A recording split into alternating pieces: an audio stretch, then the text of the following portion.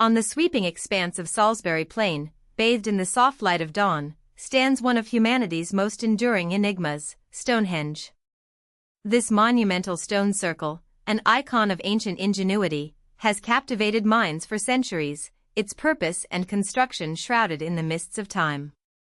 It speaks of a profound connection between early peoples and the cosmos, a timeless testament to their ambition and sophisticated understanding of their world. The sheer scale of Stonehenge defies immediate comprehension, particularly when considering the era of its creation. Built across successive phases beginning around 3000 BCE, its builders lived in a world utterly devoid of metal tools, reliant instead on the raw power of nature and their collective will. They were Neolithic farmers and Bronze Age artisans, transforming their landscape with technologies born of observation and tireless effort. Central to the structure are the sarsen stones, immense blocks of silicified sandstone quarried some 20 miles to the north, in the Marlborough Downs. These colossal rocks, weighing up to 30 tons each, represent an extraordinary feat of engineering simply in their extraction from the earth.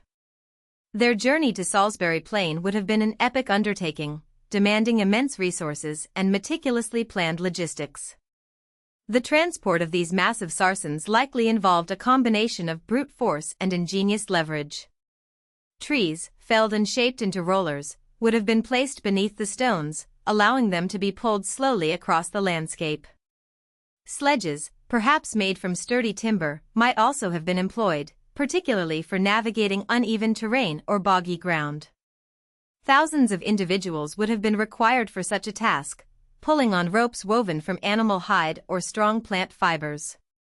The sheer manpower needed suggests a highly organized society, capable of coordinating vast numbers of people towards a single, long-term goal. This was not merely construction, it was a communal pilgrimage, a shared act of creation.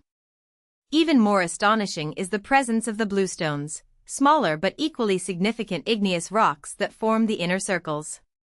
These stones, weighing between 2 and 5 tons each, originate from the Preseli Hills in southwest Wales, an incredible distance of 140 to 180 miles from Stonehenge. Their provenance alone presents one of the greatest archaeological puzzles. The journey of the bluestones across such a vast distance, traversing both land and potentially sea, remains a subject of intense debate. One theory posits their movement overland, dragged by human teams across hills and valleys, a monumental trek that would have taken months, if not years, to complete. Each mile would have presented new challenges, demanding relentless effort and unwavering determination. Alternatively, some researchers suggest a maritime route, utilizing rafts or primitive boats to transport the stones along the Welsh coast and up rivers such as the Avon. This method would have capitalized on natural waterways, potentially easing the burden of overland dragging, yet it introduced new perils of navigation and the inherent dangers of the sea. Regardless of the exact path, the transportation of the bluestones stands as a testament to unparalleled foresight and an astonishing commitment to the project. Once the stones arrived on Salisbury Plain, the next challenge was to shape them with remarkable precision. Without metal chisels or saws, the builders relied on harder stones, known as hammerstones, to peck, grind, and smooth the surfaces. These rudimentary tools, wielded with immense patience and skill, allowed them to transform rough boulders into refined architectural elements. Evidence of this painstaking work can still be seen today, with distinct marks left by the hammerstones visible on many of the sarsens. The builders even carved intricate mortise and tenon joints, similar to woodworking techniques, into the tops of the uprights and the undersides of the lintels. This sophisticated joinery, unique among prehistoric stone monuments, ensured the stability and longevity of the structure. The erection of these massive stones demanded an equally ingenious approach.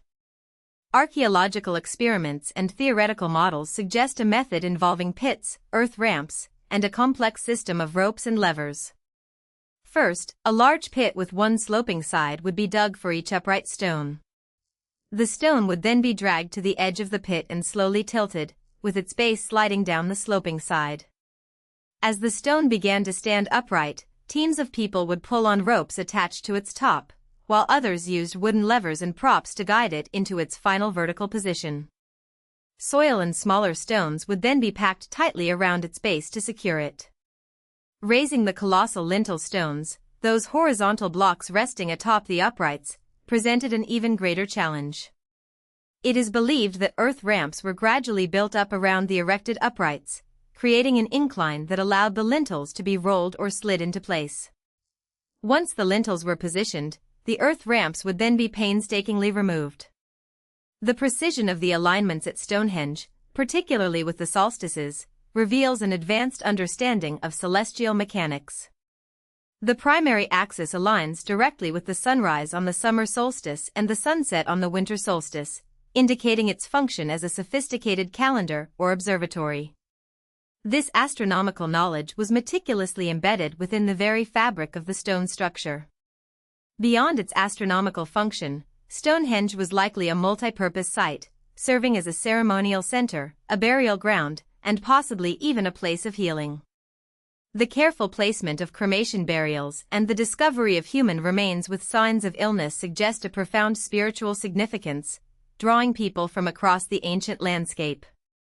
It was a focal point for life, death, and the eternal cycle.